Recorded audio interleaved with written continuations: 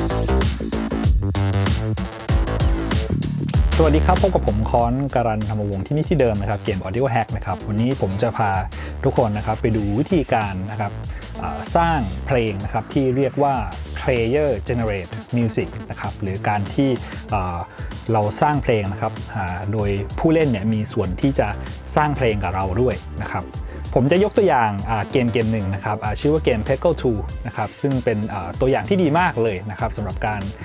สร้าง Player Generate Music นะครับผมเดี๋ยวลองไปดูตัวอย่างกันเลยนะครับ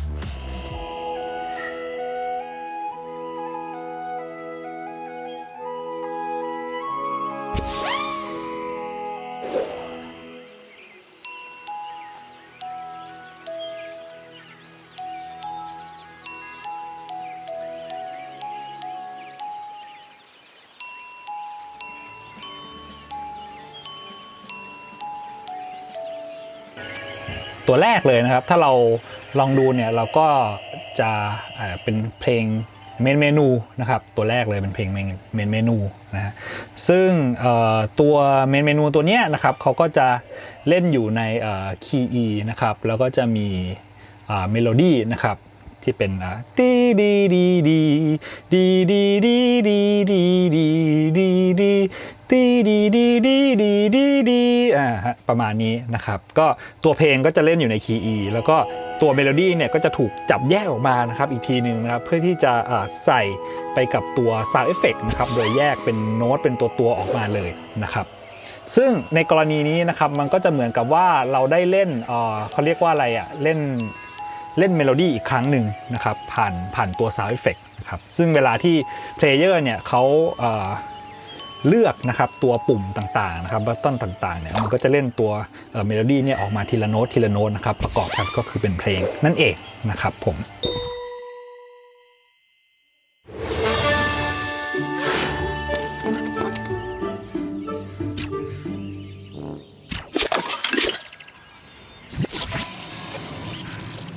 ส่วน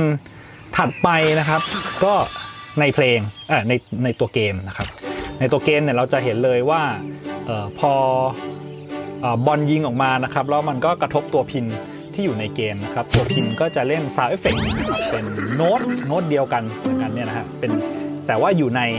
สเกลหรืออยู่ในบันไดเสียงที่อันเดียวกันกับเพลงที่เป็น Background Music นะครับซึ่งตัว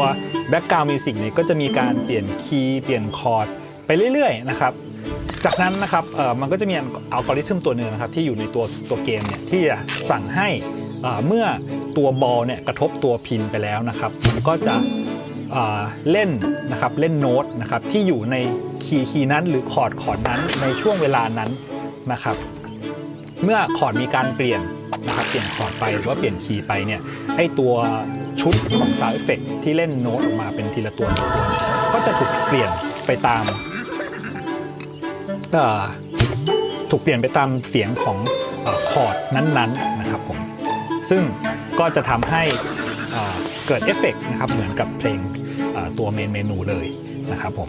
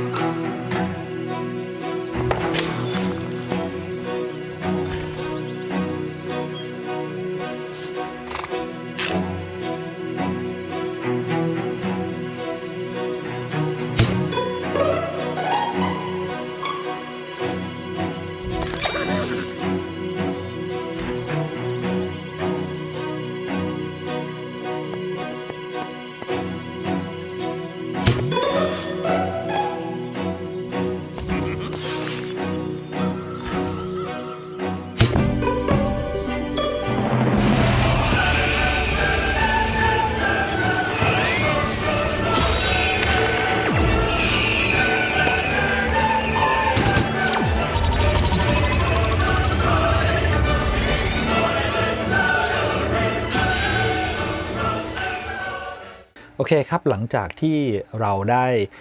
วิเคราะห์นะครับตัวเพลงเมนูนะครับแล้วก็เพลงอินเกมไปแล้วนะครับตอนนี้เราจะมาสร้างนะครับเพลง Player Generate Music ของเราเองนะครับเพื่อที่จะได้เข้าใจนะครับโครงสร้างของตัวเพลงมากขึ้นนะครับว่าเราสามารถที่จะสร้างไอ้ตัวเพลงที่เป็นแบบ Player Generate Music เนี่ยได้ยังไงนะครับก็เดี๋ยวจะไปลองทำกันดูนะครับเพื่อที่ได้มีความเข้าใจมากขึ้นนะครับผมโอเคครับสำหรับตัวเพลงนะครับผมก็จะแบ่งออกเป็น3ท่อนนะครับก็จะมีท่อนอินโทรนะครับท่อนลูปนะครับแล้วก็ท่อนเอนดิ้งนะครับตัวอินโทรเนี่ยจะเล่นแค่ครั้งเดียวนะครับตอนที่ตัวเกมเพิ่งเปิดมานะครับแล้วก็หลังจากนั้นเนี่ยมันก็จะเล่นลูปนะครับแล้วก็จะวนอยู่อย่างเงี้ยนะครับจนกระทั่งเกมเนี่ยใกล้จะจบนะครับพอเกมจบปุ๊บมันก็จะเล่นเอนดิ้งนะครับทีนี้ในตัวลูปเนี่ยมันมีโครงสร้างยังไงนะครับผมแบ่งโครงสร้างนะครับเป็นทั้งหมด3คอร์ดนะครับเป็นคอร์ดโปรเกรสชันนะฮะก็คือ D E แล้วก็ C นะครับคอร์ดละ4บาร์นะครับซึ่งตัว Sound Effect นะครับที่จะเอามาทำเป็น Generate Music เนี่ยก็จะมีอยู่3ชุดนะครับก็คือจะมีชุดของตัวที่เป็น D Lydian นะครับแล้วก็ชุดที่2ก็จะเป็น E Lydian นะครับแล้วก็ชุดที่3ก็จะเป็น C Lydian นะครับเมื่อเพลงเล่นไปเรื่อยๆนะครับเมื่อตัวลูกบอลเนี่ยมากระทบตัวพินที่อยู่ในเกมนะครับมันก็จะเล่น Sound Effect ทีละตัวนะครับยกตัวอย่างนะครับ D Lydian นะครับมันก็จะเล่น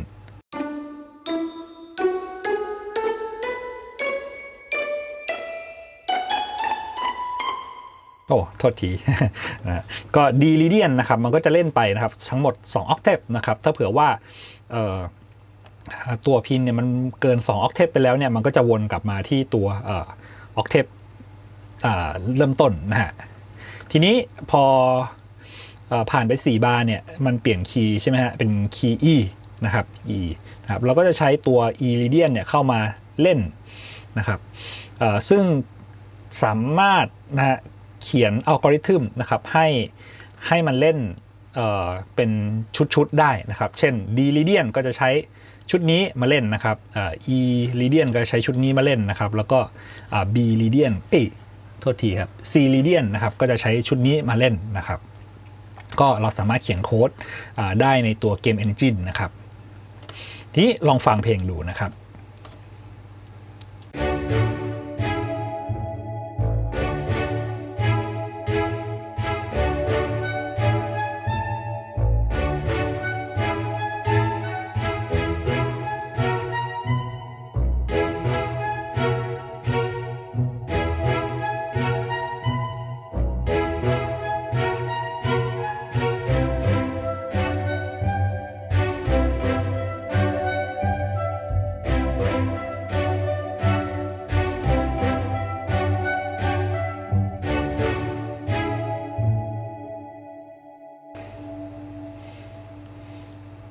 โอเคนะครับมันก็จะวนไปอย่างนี้เรื่อยๆนะครับทีนี้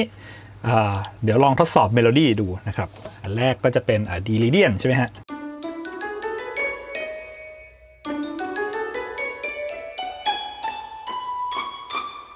แบบนี้นะครับเดี๋ยวผมจะลองทดลองนะครับด้วยการเล่นตัวเมโลดี้เข้าไปนะครับแทน Sound Effect นะครับเวลาที่ตัวบอลเนี่ยกระทบตัวพินภายในเกมนะครับก็จะเปลี่ยนไปตามคีย์นะครับ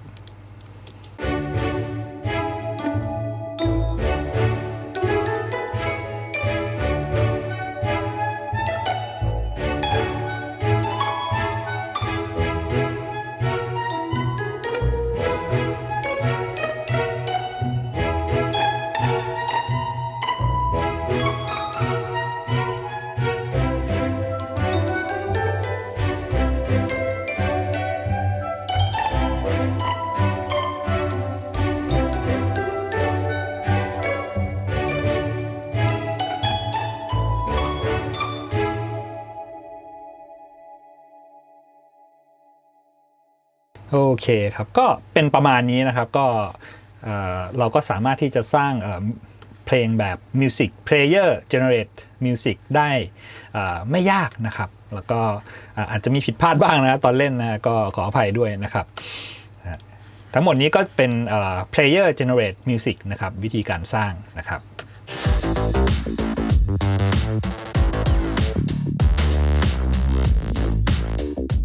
เป็นยังไงกันบ้างครับสำหรับPlayer Generate Music นะครับก็เป็นอีกวิธีหนึ่งที่น่าสนใจนะครับในการแต่งเพลงนะครับสำหรับเกมนะฮะยังไงวันนี้ก็ฝากนะครับกดไลค์กด Subscribe แล้วก็กดกระดิ่งด้วยนะครับจะได้ไม่พลาดการติดตามนะครับแล้วก็พบกันนะครับ EP หน้านะครับผมสำหรับวันนี้สวัสดีครับ